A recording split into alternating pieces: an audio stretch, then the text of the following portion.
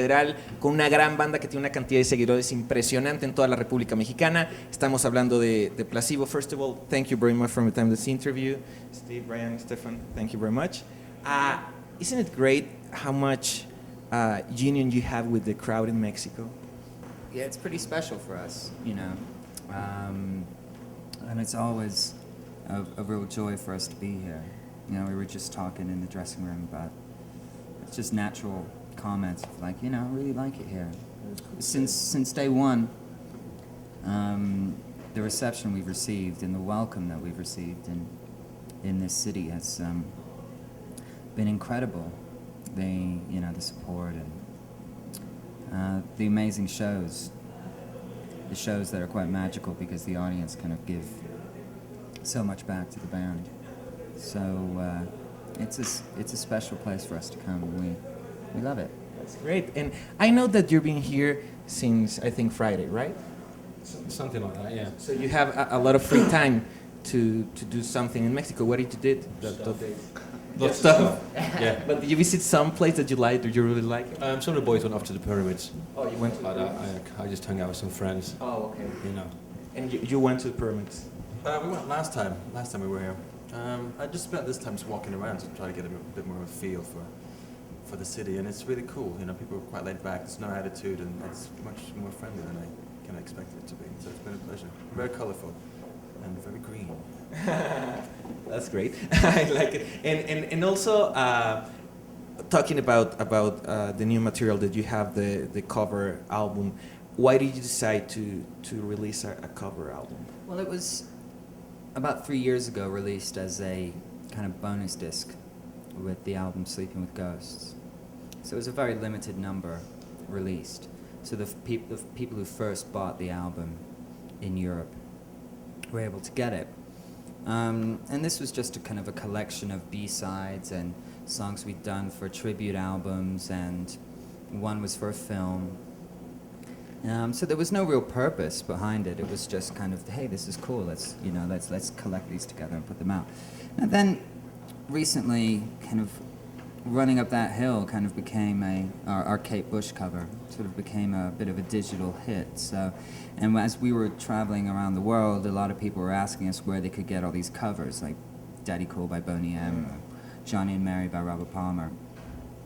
And so that just kind of kept happening and kept happening and kept happening. More people were just asking for it all the time. So it was obviously a big demand for this aspect of what we do, which is kind of an afterthought. You know, it's what we do for fun when the pressure's off. So we just thought, well, you know, it seems like a lot of people want to hear this stuff. So let's put it out. You know, let's make it very easily accessible. And yeah, I think it's kind of interesting because, but you can tell by the covers that we were kids of the 80s, you know, because we have a tendency to choose songs from the 80s because they were the ones that we kind of grew up hearing on the radio. Yeah. And they were kind of the ones that sort of sparked our first interest in music. So, and I think it shows you as well that not everything is super serious in Placebo world, you know. But I think that's great. I mean, you need to enjoy what to do. Yeah. Because sometimes, I mean, you're traveling a lot. You're doing shows, and sometimes you don't have time to enjoy it. Well, I think we try and enjoy it as much as we can. You know, we enjoy performing on most aspects of it. So, yeah, it's just nice to go in the studio and just relax and have some fun with some of the good things you sort of grew up with, you know. So. How much have changed the way you do music if you compare right now with, I don't know, the Placebo album? Well, it's actually quite similar. You know, Meds and the first album are actually, in the method, are very, very similar. It's all the other records that are kind of where we've made really simple things very, very difficult for ourselves, you know. So, yeah, making Meds was sort of a return to just very old school method and old school process. And talking about the last studio album, the Mets album, there is a song, Broken Promise, that you work with Michael Stipe. What could it be the best experience to work with Michael Stipe? Well, you know, we've known Michael for almost 10 years now. And obviously, you know, I grew up listening to R.E.M., and Michael's voice was a big influence on mine, so it's just amazing to actually sing in the same room as him, and for him to sing words that you've written. It's really cool. He's just a very, very easygoing guy to work with, and very dedicated, wanted to get everything right. So it was a lot of fun. And is that true that you met him in the set of Velvet Goldmine? Yes. Yeah. What experience, what memories do you have doing that movie? First time meeting Michael was being taken to the toilets in Brixton Cabaret with Michael Stipe and his Polaroid camera. Wanting to take shots of us is kind of odd. But, fun way to meet someone, I'm sure. Now, I guess that you have a cover album that, like you say, is to have a little bit of fun, but at the same time, you're going to have time to experiment with new sounds. Are you doing that? Are you planning to, do you have like new songs for a future new studio album? Well, we've been on the road since last April. So it's almost a year now. We'll be on tour until September. There's not a lot of time to write. So it's nothing right now? No. Now, Stefan, I know that you work with Miguel Bos, that is a really important Spanish musician. How was the meet with him? Well, we just heard that he was doing a duets album, and we've got a side project called Hotel Persona, and we had a track that we thought would be quite fitting to sing with him. It's a love song between two men, and so yeah, we just sent it to him, and he was up for it, and he's a very interesting artist, quite eclectic, and I think that's coming out quite soon. So yeah, he had one of the best music programs in Spain a couple of years ago, the Septima Cavalleria, which is sadly missed. Placebo played it, and there's nothing like that in Spanish TV anymore. So he's done a lot for music and for Spanish music. So yeah, it's a collaboration that I did with my side project that's coming out soon. Cool. And I read on the website that you're right now contributing with the Global Cool, that is about the global warming. Can you explain a little bit to all of the people that are watching us right now? Well, it's just an attempt to raise awareness about leading a more green, environmentally friendly lifestyle. It's just very, very simple things that you can do to reduce your energy consumption. And things that we take for granted, just like turning shit off before you leave the house, turning the light off when you go from one room to another, replacing your existing bulbs with more durable bulbs that use less energy. These are just if you visit the Global Cool site, you'll find very, very simple ways that you can reduce your carbon footprint, and just basically about using less carbon and releasing less carbon into the air, because whether or not humans are contributing to the rise in temperature, it's happening, and I don't really believe that industry can have nothing to do with it.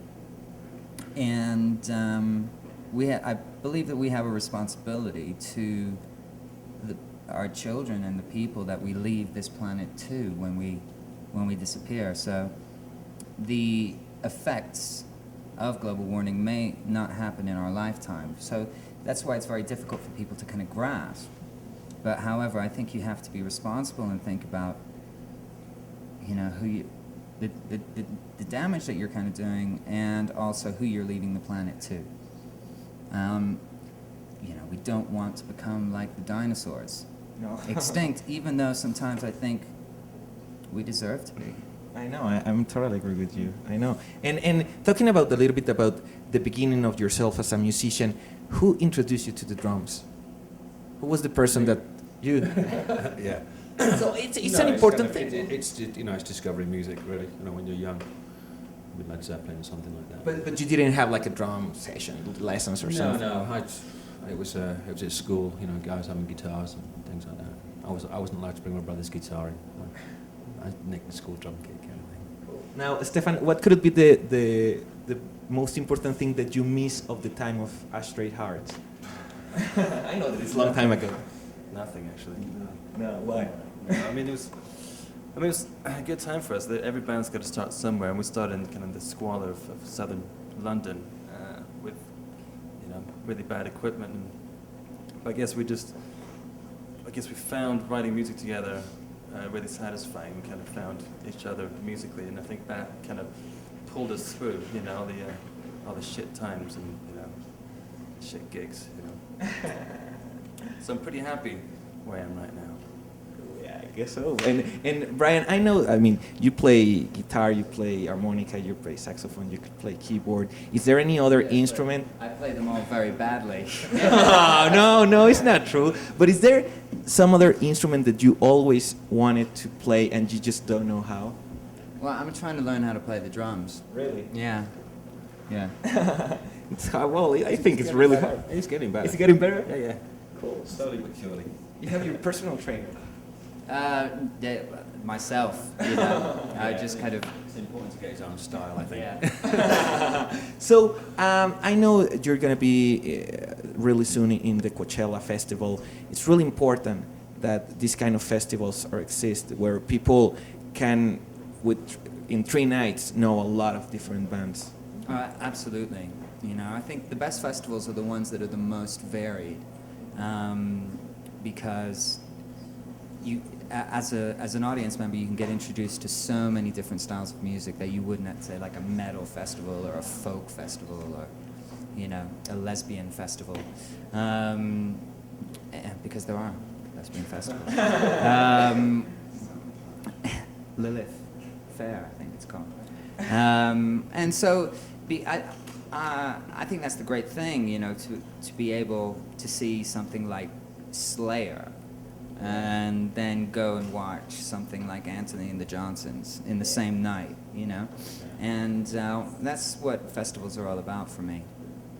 Cool. And now, what could be beside that? I know you're gonna go to South America. There's a lot of people that is watching us right now in South and Central America. It's great that also you have the opportunity to visit that country that's probably really far away, but there are a lot of fans there. Oh, absolutely. We're just continuously blessed by, being able to go to so many places, and to discover new worlds everywhere we go. It's really cool. Talking about new project, do you have any new artistic project, any of you beside Placebo, that you have planned to release? Well, I'm working on mine, Hotel Persona, which has kind of been done in and around Placebo. I don't know when it's going to come out, maybe before the end of the year. We'll see. I'm going to try and free Tibet.